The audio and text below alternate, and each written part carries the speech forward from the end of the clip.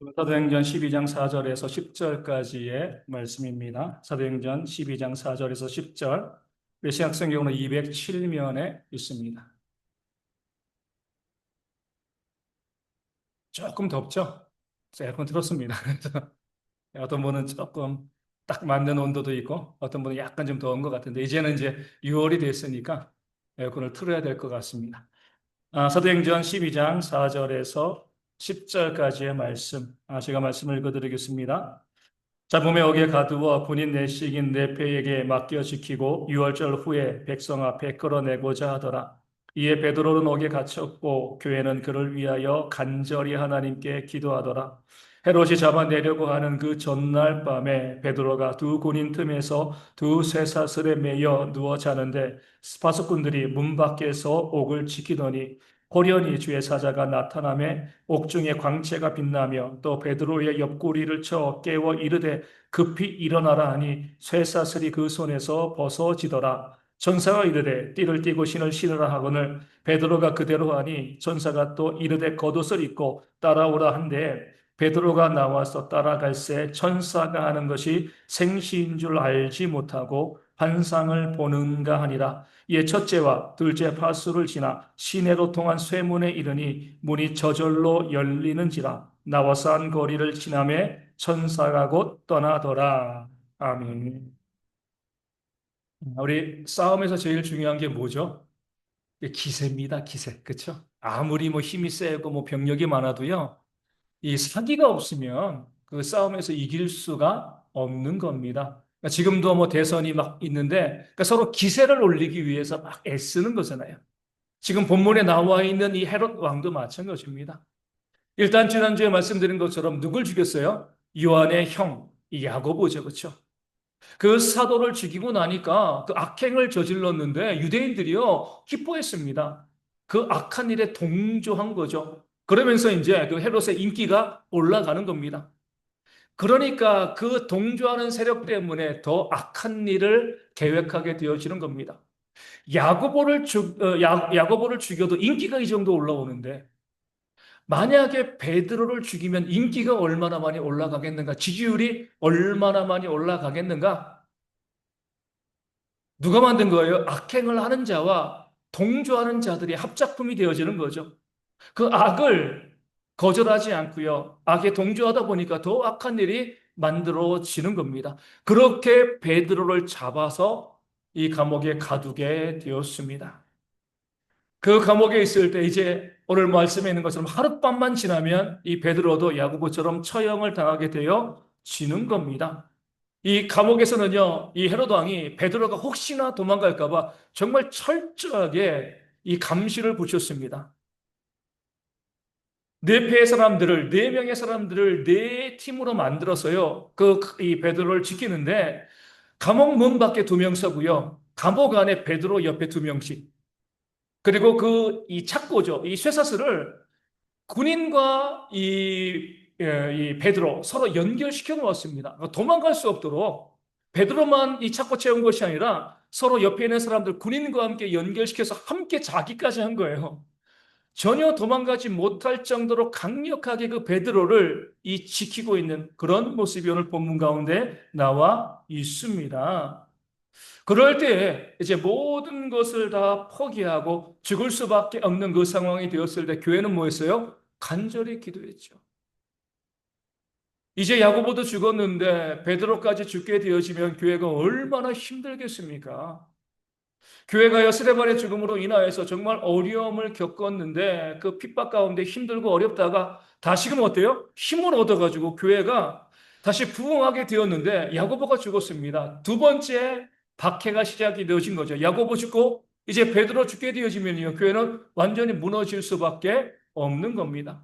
어떤 공동체이건 리더가 무너지면 공동체는 무너질 수밖에 없는 거죠. 예수님이 십자가에 달려 죽으실 때 한 번 경험했잖아요. 그렇죠?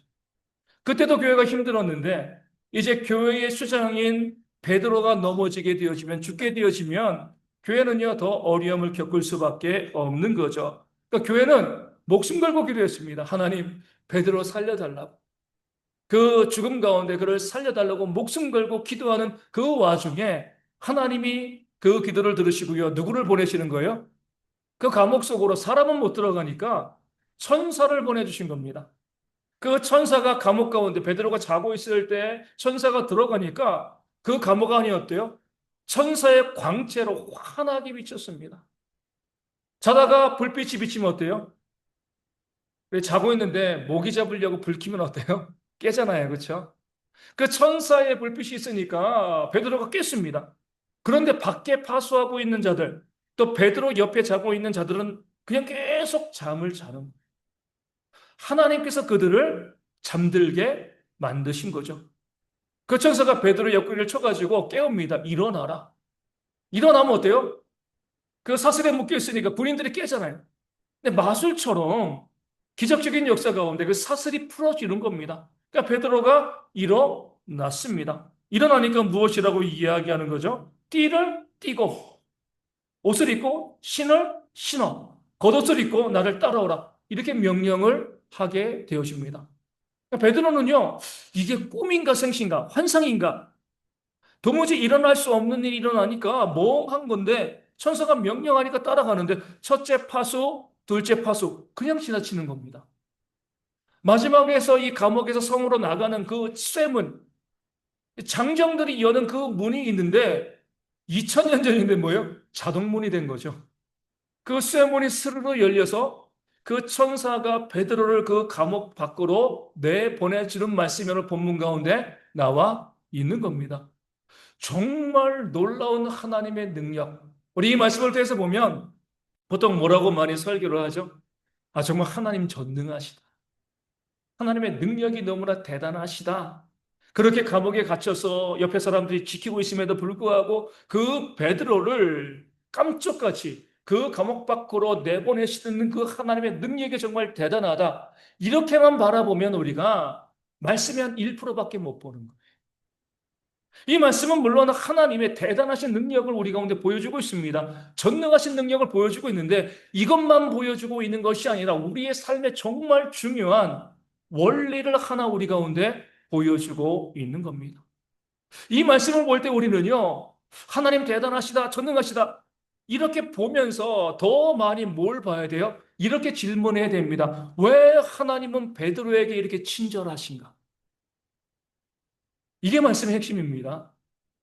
왜 베드로에게만 하나님이 이렇게 친절하신가? 차별하시는 것이 아닌가? 12장 2절에 뭐라고 나와 있어요?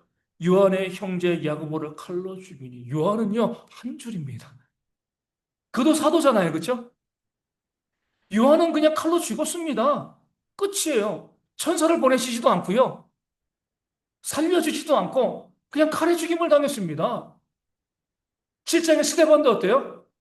주님께서 그 하나님의 보좌 우편에서 서서 보시긴 했지만 스데반에게 날라오는 돌 하나 막아주지 않았습니다. 그냥 죽게 내버려 두셨어요. 스데반도 그러고요. 야고보도 그냥 죽게 내버려 두셨는데 왜 이렇게 베드로에겐 친절하시죠? 어떤 사람에게는요, 이렇게 그 죽음, 그 삶의 고난이 그렇게 폭포처럼 쏟아지는데 왜 어떤 사람에게 이렇게 하나님의 돌보심이 강력한가? 하나님 차별하시는 거 아닙니까? 편파적이지 않습니까? 이게 바로 우리가 말씀을 통하여서 봐야 되는 중요한 지점이 되어지는 겁니다. 우리도 마찬가지잖아요. 어떤 분을 보면 막 은혜를 막 쏟아붓도록 받으시는 분이 있는 것 같아요. 어떤 분은 어때요? 삶이 너무 힘들고 어려워요. 하나님 왜 그렇습니까?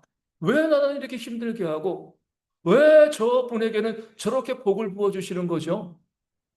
이전 교회에 있을 때 경기도 화성이잖아요.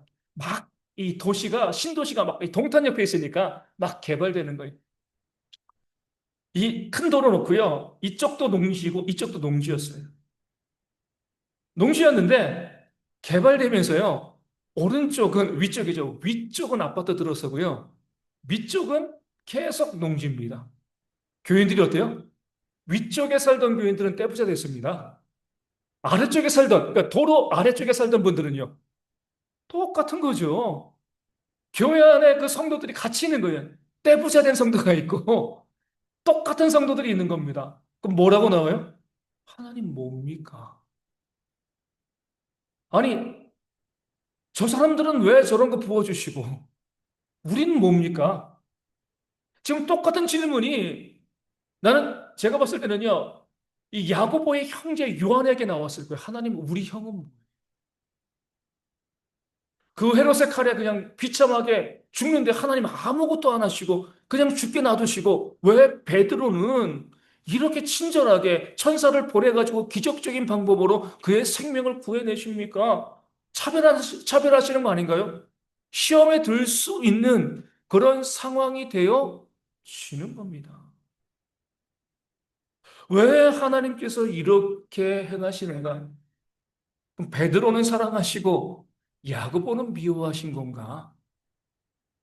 단순히 하나님의 기적의 역사를 바라보면서 기적이 놀랍다라고 바라보는 것이 우리 삶에 똑같은 하나님의 자녀인데 누구는 복된 삶을 살고요. 누구는 그렇지 못하고 힘들고 어려운 삶을 살게 만드시는 이유가 무엇인가? 오늘 말씀이 우리 가운데 보여주는 핵심이 되어지는 겁니다. 정말 중요한 말씀이 되어지는.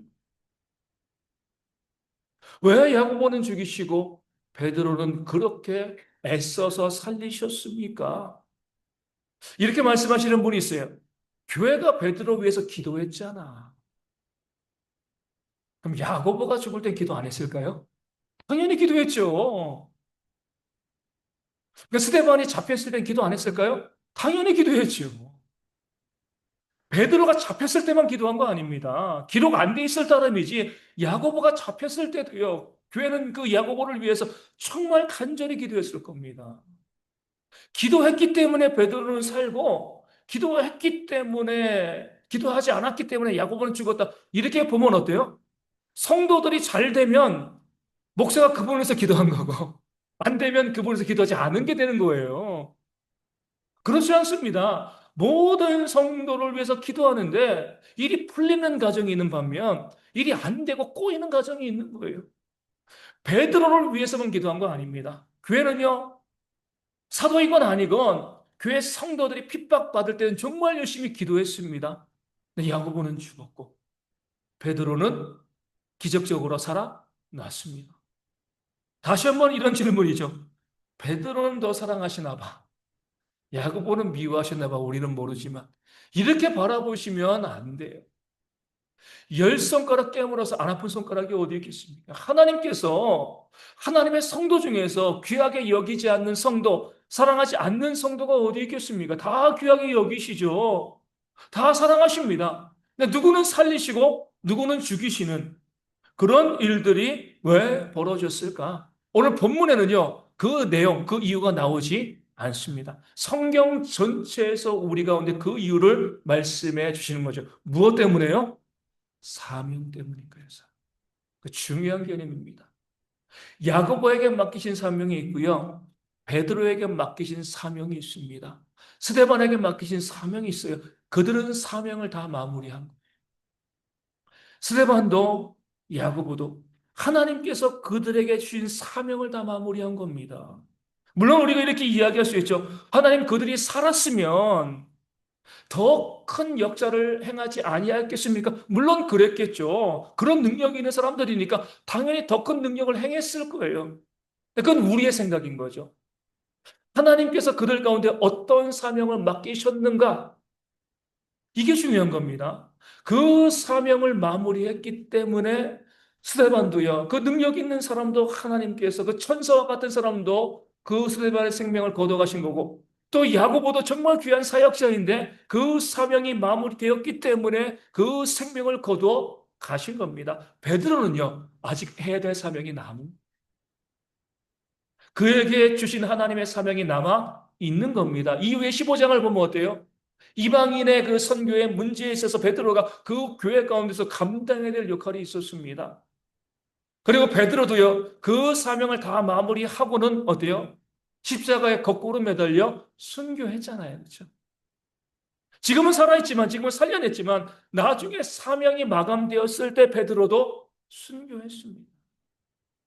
성경이 우리 가운데 말씀해 주고 있는 중요한 내용은요, 하나님이 차별하시는 것이 아니라 하나님께서 그 사람과 그 생명에 두신 사명이 있기 때문에 그 사명이 끝나고 나면 뭐예요? 그 생명을 거두어 가시는 겁니다.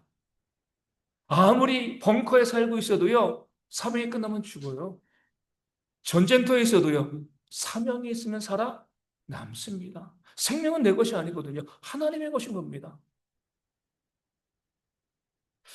제 친구 목사도 37살의 나이로 소천했잖아요. 무엇으로 설명하겠습니까? 사명밖에 없는 거예요. 지금까지 저를 살려두게 하신 이유는요, 제가 감당해야 할 사명이 있기 때문에 그런 겁니다. 우리도 마찬가지예요. 그 사명으로 바라보는 것이 성경의 관점이 되어지는 겁니다. 그래야지 하나님께서 살려두시고 생명을 주신 이유를 우리가 깨달아 알 수 있게 되어지는 겁니다. 모세가 그 사실을 보여주잖아요. 그 나이 많은 80세의 부르심을 받았습니다. 그 모세의 사명은 뭐예요? 이스라엘 백성들을 애굽에서 끄집어내 가지고요, 가나안 땅으로 인도하는 사명이 있는 거예요. 그 사명이 있으니까 안 죽은 겁니다. 언제까지요? 120세까지. 물론 가데스 바네아에서 하나님의 명령을 어겼기 때문에 가나안 땅에 들어가지 못했지만, 그 가나안 땅 바로 앞까지는요, 하나님께서 그 모세의 생명을 인도해 주신 겁니다. 그런데 그 모세가 수백만의 백성들을 이끌어가는데 눈이 흐리고요, 기력이 쇠하면은요 안 되잖아요. 짐이 되는 거잖아요.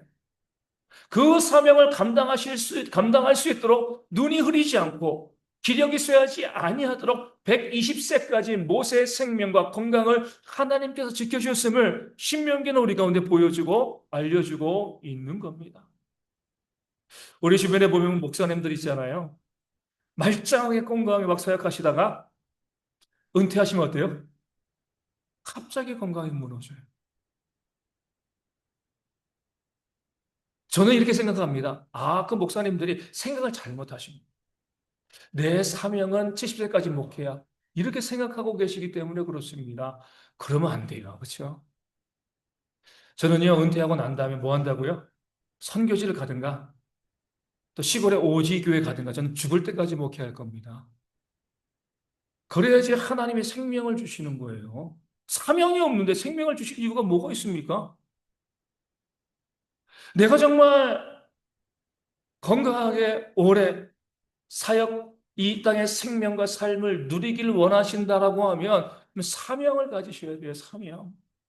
그 사명을 감당하는 모습이 우리 가운데 있어야 됩니다. 예수님께서는요, 그 사명이 몇 세까지였어요? 33세, 그쵸?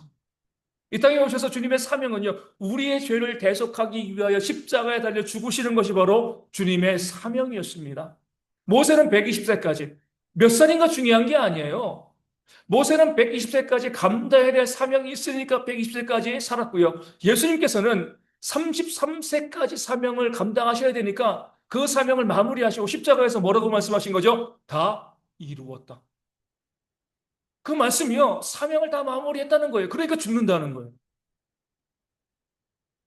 나이가 30대건 40대건 100대건 내게 주신 그 사명이 마무리되어지고 사명이 끝날 때가 어때요? 내가 죽을 때입니다. 그러니까 우리는요, 믿는 사람들은 위험한 지역 가는 거 우리가 뭐 일부러 갈 필요는 없지만 어쩔 수 없이 가게 돼도요, 걱정할 필요 없습니다. 안전한 곳에 있어도요, 하나님의 생명을 걷어가시면 생명이 끝나는 것이고요. 다시 말씀드리지만 전쟁터에 가도 내 사명이 남아있으면 내 생명은요, 살아남을 수 있게 되어지는 거예요. 일부러 위험한 일을 따라갈 건 아니지만 생명은 하나님께 있다. 사명에 달려 있다. 이 사실을 가지고 두려움 없이 우리의 삶을 살아가는 것이 믿는 성도들의 모습이 되어야 할 줄로 믿습니다. 그 사실을 오늘 베드로의 살림과 야고보의 죽음이 우리 가운데 보여주고 있는 겁니다. 성경은 우리 가운데 말씀하고 있어요. 하나님께서 우리 가운데 주신 것, 그것이 생명이건 건강이건 그것이 물질이건 시간이건 또 지식과 재능이건 그 모든 것 하나님께서 우리 가운데 주셨다는 거예요. 하나님의 것이라는 거죠. 어떻게 할 수 있어요? 죽을 때 내가 가져갈 수 있으면 내 겁니다. 죽을 때 가져갈 수 있으면 내 거예요. 근데 죽을 때 가져갈 수 없으면 내 게 아니에요. 하나님이 잠시 맡겨 두신 겁니다. 이게 성경의 원리가 되어지는 거죠. 우리 가운데 왜 생명도, 물질도, 건강도, 시간도, 지식도, 재능도 왜 우리 가운데 하나님께서 주셨는가? 하나님께서 주신 것임을 먼저 인정하셔야 됩니다. 거기에 반드시 무엇을 연결시켜야 돼요? 사명을 연결시켜야 돼요. 이게 안 되면은요, 우리가 신앙생활 잘못하는 겁니다. 내 생명에 두신 하나님의 사명이 무엇인가? 내 건강에 두신 사명이 무엇인가? 내 물질에 두신 사명이 무엇인가? 내 지식과 재능에 두신 사명이 무엇인가? 단순히 그것이 내게 있어 이것이 아니라 이것이 하나님께서 무엇 때문에 나에게 주셨는가? 그러니까 생각하는 것이 성도가 되어지고 그럴 때 더 풍성한 것을 받아 누리게 되고요. 그 생각을 하지 못하고 사명과 연결시키지 않고 그저 나만을 위해서 쓰게 되어지면 하나님이 빼앗아 가시는 겁니다. 믿지 않은 자들에겐 이 통용되지 않는 원리고 오직 믿는 자들에게 통용되어지는 원리가 되어지는 거예요. 사명의 관점에서 우리 생명을 보셔야 돼요. 죽을 때까지 여러분 하실 수 있는 사명을 만드셔야 됩니다. 받으셔야 돼요. 나 이제 뭐 은퇴하고 나 끝나고 아이 다 끝났어. 나 내려놓아야지. 나 이제 할 일 다 했어. 그럼 뭐라고 기도하는 거예요? 하나님 죽여주세요. 기도하는 겁니다.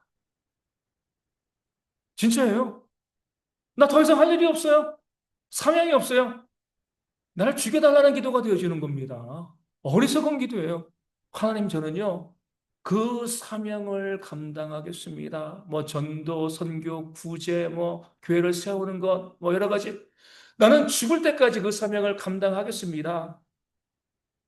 물론 이제 내 생각이 아닌 하나님이 주신 사명이어야 하는 거죠. 그렇죠? 내 욕심이 되어지면 안 돼요.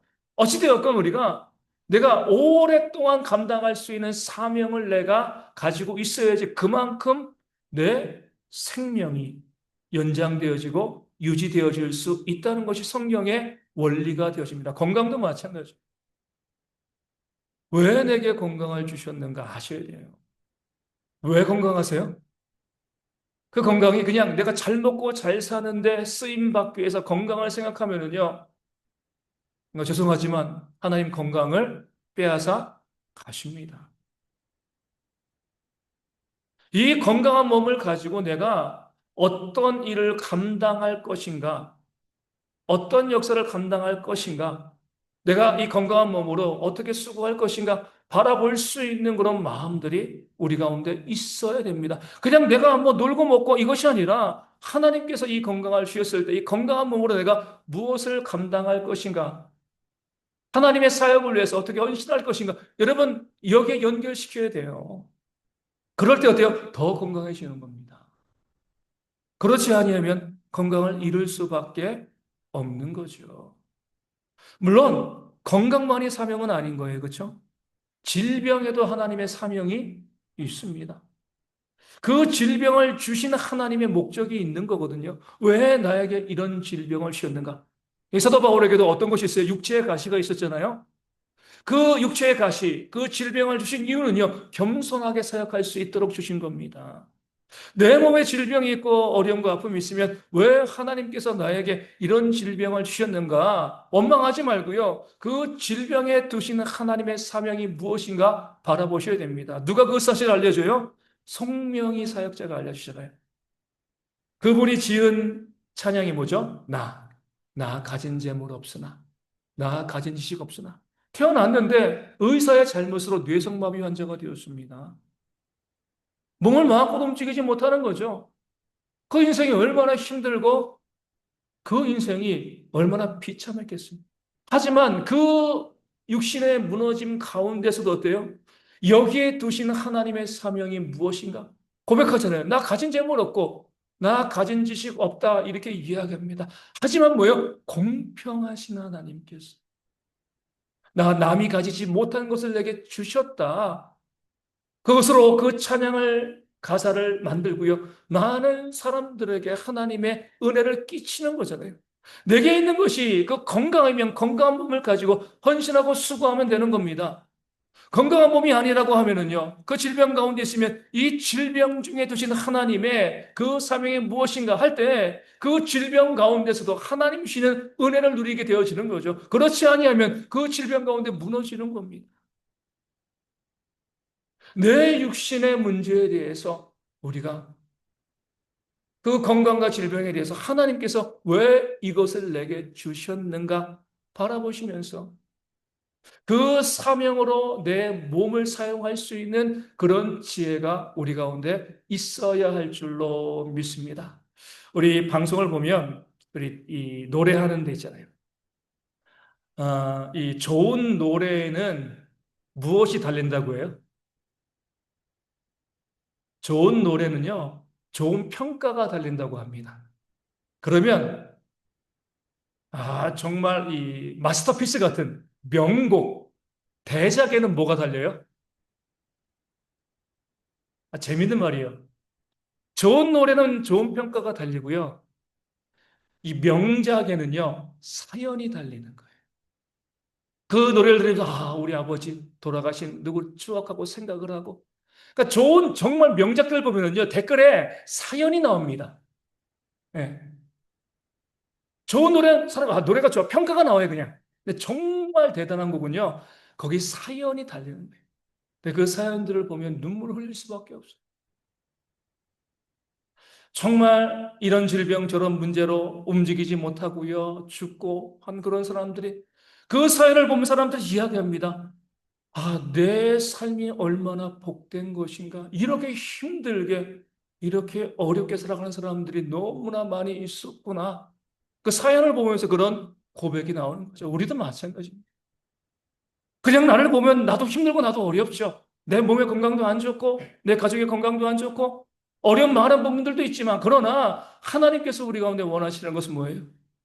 이 몸의 상태에 따라서 우리 가운데 헌신해야 될 부분들, 그 사명이 있다는 겁니다. 그 사명을 보고요, 사명을 감당할 때 하나님께서 생명과 건강을 유지시켜 주시는 그런 은혜를 우리 가운데 부어 주실 줄로 믿습니다.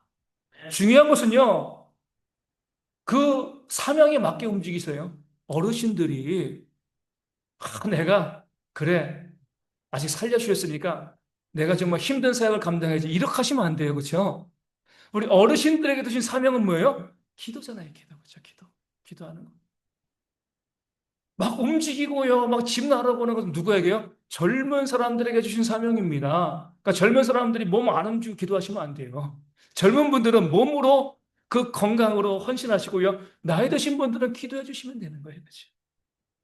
그 건강에 맞게 우리가 헌신할 때 하나님께서 더욱더 복된 것을 우리 가운데 부어 주시게 되어 지는 겁니다. 물질도 마찬가지예요. 물질이 내 것인가요? 아니잖아요. 앞서 말씀드린 것처럼 내가 지금 있는 물질, 내 통장에 있는 돈 천국에 가져갈 수 있으면 내 거예요. 근데 그렇게 하지 못한다라고 하면 그건 내 거 아닙니다. 하나님께서 우리 가운데 맡겨 주신 거죠. 그것을 알고 우리는요, 이 물질이 어떤 사명에 연결되어 있는가를 생각하셔야 돼요.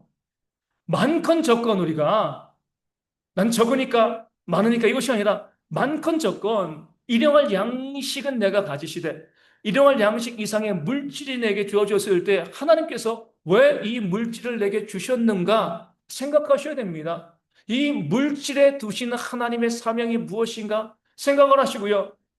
그 사명대로 내 물질을 쓰면 어때요?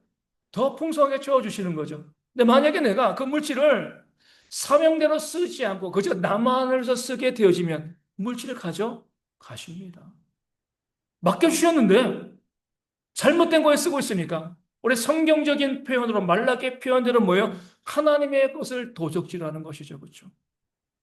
사명을 위해서 너에게 물질을 주었는데 왜 그것을 사명을 위해 쓰지 않고 너 자신의 이익을 위해서 써? 하나님께서 그 물질을 가져가 버리시는 겁니다. 그래서 우리는요, 항상 내게 주신 물질, 이 물질이 어디 사명에 연결되어 있는가 생각하셔야 됩니다. 우리 지식과 우리 재능도 마찬가지예요. 왜 모세를 애굽의 왕궁에서 키우셨습니까? 왜 사도 바울을 그렇게 훌륭한 교육을 받게 하셨어요? 성경을 기록하는 사명을 그들에게 주셨기 때문에 그래요. 잘 배워야지 성경을 잘 기록할 수 있기 때문에 모세와 바울은요, 잘 교육받게 하셨습니다. 그 사명대로 그들은요, 성경을 기록하는 사명을 감당해 나간 것이죠. 지금 우리 대선을 보고요, 우리 뭐 대통령 후보들도 그러고, 그리고 뒤에서 이제 이 뒷받침하는 사람들 보면 어때요? 학벌로 우리가 뛰어넘을 수 있나요? 없죠. 뭐 거의 뭐 해외 유학 다녀오고 뭐 하버드고 뭐고 뭐 서울대고 다 그러잖아요. 그렇죠? 그 대선에 뛰어들고 있는 사람들 지식적으로 봤을 때는요. 정말 뛰어난 사람들이에요. 근데 그 지식을요. 사명과 연결시키지 아니하고요. 자기들의 권력의 욕심과 자기의 이익을 위해서 쓰니까 어때요? 그 사람들에게 조롱받는 거잖아요. 우리 주변에 그런 사람들이 오면 환영해 주시겠습니까? 환영 안 하죠. 그렇죠? 오히려 멸시하잖아요. 그렇게 공부 많이 하고 유학까지 다녀오고 많은 것을 배운 그런 사람이라 할지라도 그들에게 있는 그 지식을요. 하나님의 거룩한 사명, 선한 사명을 위해 쓰지 아니하고 자기 욕심을 위해서 지식을 쓰니까 그 사람들에게 무시당하고 오히려 멸시당하는 겁니다. 내게 있는 모든 지식도 모든 재능들도 마찬가지예요. 그냥 주신 것이 아니죠. 무엇 때문에요? 하나님께서 나로 하여금 쓰기 원하시는 사명이 있기 때문에 주신 겁니다. 이 지식에, 이 재능에 그 사명이 무엇인가? 내가 잘하는 이것에 대한 사명이 무엇인가? 바라보시면서 그것을 사명과 연결시키고 사명으로 헌신하는 그런 모습이 우리 가운데 있을 때 하나님께서 더 풍성하게 우리 가운데 채워주실 줄로 믿습니다. 이 사실을 말씀이 오늘 우리 가운데 알려주고 있는 거죠. 먼저 우리는요, 하나님께서 내게 주신 것이 무엇인가 좀 생각해 보셔야 돼요. 아무것도 없습니다. 그렇게 말씀하시면 안 되잖아요. 그렇죠? 만냐 정냐의 문제가 아니라 내게 주신 것이 있습니다. 그 내게 주신 것이 무엇인가 먼저 생각을 하시고요. 두 번째로는요. 그 중요한 작업이에요. 그것이 내가 사명을 위해서 쓰고 있는가? 거기에 사명을 연결시키고 있는가? 그냥 내가 있고 내가 받았어. 여기서 그치면은요. 이때부터 문제가 발생하는 겁니다. 내게 있는 이것이 어떻게 하나님의 사명에 연결되어 있는가를요. 일일이 체크하셔야 됩니다. 그 모든 것에 목적을 두셔야 돼요. 돈의 목적, 생명의 목적, 건강의 목적, 지식의 목적, 재능의 목적, 이 목적이 하나님을 위해서 어디 사명에 연결되어 있는가 우리가 꼼꼼히 작업을 해 나가셔야 됩니다. 그리고 뭐예요? 그 모든 것을 그 사명대로 쓰는 그런 모습이 우리 가운데 있어야 하는 거죠. 하나님 원래는 간단합니다. 그렇게 사명을 위해서 내 것을 쓰면 더 풍성하게 주시는 것이고요. 그 주신 것을 사명을 위해서가 아니라 나 자신을 위해 쓰면은요, 빼앗아 가시는 겁니다. 어차피 내 것이 될 수가 없는 거예요. 나를 위해서 쓰면. 그럴 바에 뭐예요? 하나님을 위한 사명을 위해서 쓰는 것이 우리 가운데 지혜가 되어 질 줄로 믿습니다. 우리 가운데 근데 약간 이제 교묘하신 분들이 있어요. 교묘하신 분들. 하나님, 내게 주신 거 감사합니다. 이거 사명을 위해 쓰겠습니다. 그런데 뭐예요? 나중에. 지금은 아니고, 내가 돈을 조금 더 벌면, 조금 더 건강해지면, 뭐 하면, 나중에 하나님 하겠습니다. 교묘한 속임수입니다. 지금 없는 거 헌신하라는 거 아니잖아요. 없는 사명을 감당하라는 게 아니잖아요. 그렇죠? 우리가 사회생활 하면서 많이 보잖아요. 내가 나중에 도와줄게. 도와주나요? 절대 안 도와줍니다. 지금 도와주는 사람이요. 나중에도 도와주는 거예요. 지금은 못 도와주는데 나중에 도와줄게. 그거는요. 스스로를 속이는 거짓말이 되어 지는 거죠. 우리 주님께서 하신 말씀 기억하셔야 됩니다. 얼마나 놀라운 생애예요. 그 십자가에서 다 이루었다 말씀하셨잖아요. 여러분도 마찬가지입니다. 정말 아름다운 인생, 가치 있는 인생은요. 삶의 마지막 순간에 뭐예요? 아무것도 후회할 것 없이 다 이루었다. 이 말을 하고 죽을 수 있으면은요, 정말 아름다운 인생, 가치 있는 인생을 살아가는 그런 사람이 되어집니다. 그 삶을 살기 위해서는 뭐 해야 돼요? 매일 저녁에 다 이루었다 하셔야 돼요. 내일까지 우리의 삶을 우리가 어떻게 보장할 수가 있겠습니까? 매일매일 내 하루를 마무리하면서 다 이루었다. 내가 내 사명을 잘 감당했다. 이런 고백이 쌓이고 쌓이면서 죽기 직전에 다 이루었다. 이렇게 이야기할 수 있는 것이죠. 평상시는 그런 것 다 이루었다 고백하지 아니하고 죽기 전에 불가능합니다. 다시 말씀드리지만 내게 주신 것, 지금 하나님의 사명을 위해 쓰는 것이요. 우리의 삶을 풍성하게 만드는 하나님의 원리가 되어지는 줄로 믿습니다. 자꾸 남과 비교하지 마세요. 왜 저 사람은, 왜 나는? 주신 사명이 다른 겁니다. 그렇죠? 자주 말씀드리지만 어떤 사람이 정말 건강한데 나는 몸이 좀 약해요. 그럼 내가 몸 약한 내가 뭐라고 생각해야 되는 거예요? 하나님 감사합니다. 왜요? 일 조금 주시니까. 건강한 사람 일 많이 해야 되는 거거든요. 그 건강한 사람 일 많이 하지 않으면 하나님께 벌 받습니다. 나는 물질 좀밖에 안 주셨어요. 누군 물질 많이 주셨어요. 물질 조금 받은 나는 뭐예요? 하나님 감사. 조금만 헌신하면 되거든요. 많이 받은 사람은요, 많이 헌신해야 돼요.